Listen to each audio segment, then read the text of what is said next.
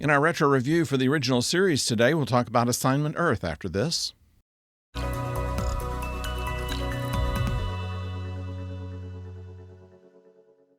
Hello out there, I'm the oldest nerd.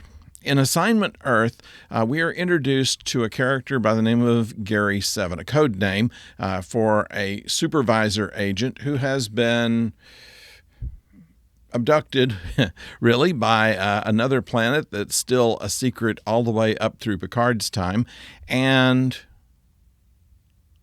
conditioned and brought back to Earth in order to keep things working well, to keep history running the way that it should.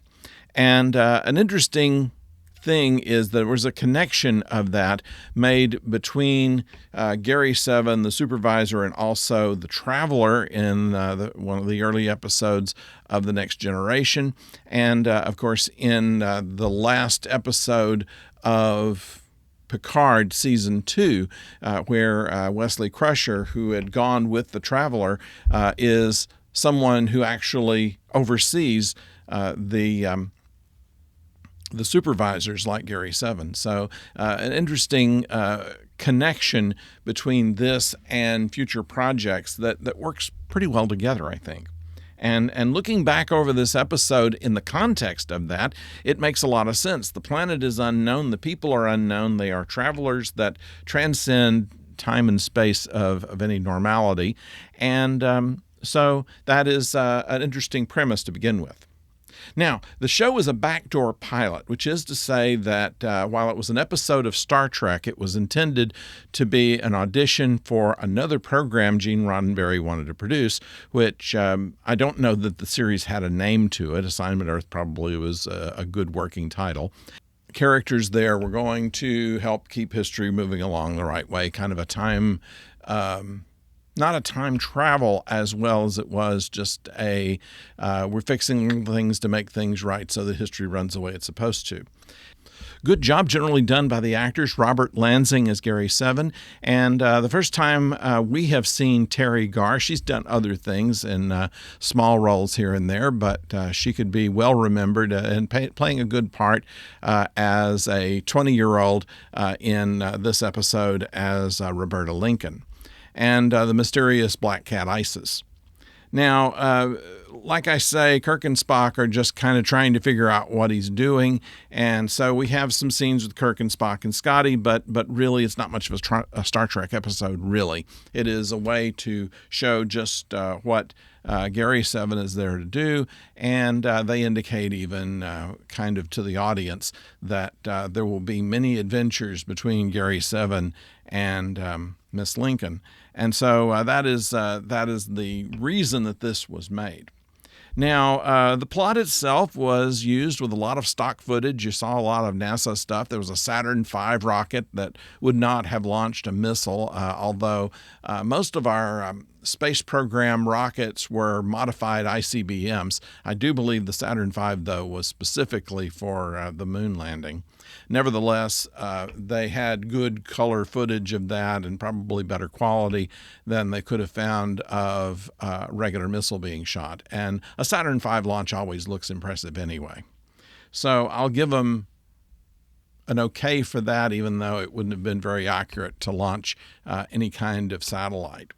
Nevertheless, the computer, which used the general parts from M5, was reconfigured a little bit and became the Beta 5 for Gary 7, and a different kind of transporter effect that was in a safe in his apartment, which shelves pulled back, a safe door opens, and then what looked like a Babylon 5 hyperjump field would bring him in. The only thing that bothered me on that really was when he goes to the Air Force base where they're launching the probe, that the doors open on the warehouse by themselves as he materializes and close, as if that's kind of a transport receiver. Interesting that they would know they needed one there. Nevertheless, it was a decent show. Terry Garr, of course, who went on to many fine roles, including Young Frankenstein. an interesting side is that she was the last contract player in Hollywood. When the contract system was broken down, she was in right before that stopped, and worked for Zoetrope Studios and made some films there, some small films, but some very good things.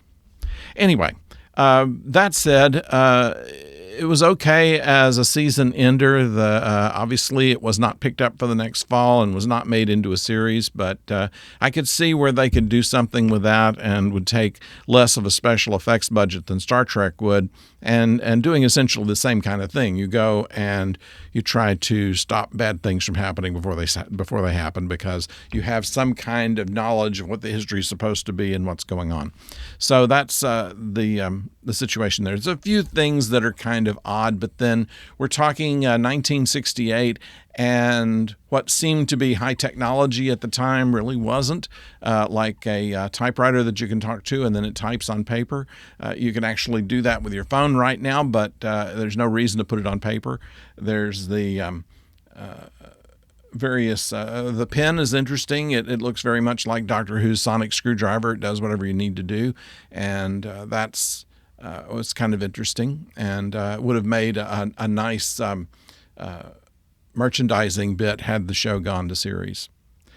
But I'd like to know what you think about this. It wasn't a bad show. It was pretty good, and we will go next week into the third and infamous season of Star Trek, and we hope that you will be with us. So please put comments down below, and of course, please subscribe and like if you have not done so already, and know that we will be back for Friday with a new Lower Decks and a new review of Babylon 5, and then back on Monday back on Tuesday with Deep Space Nine. So until next time, don't go far.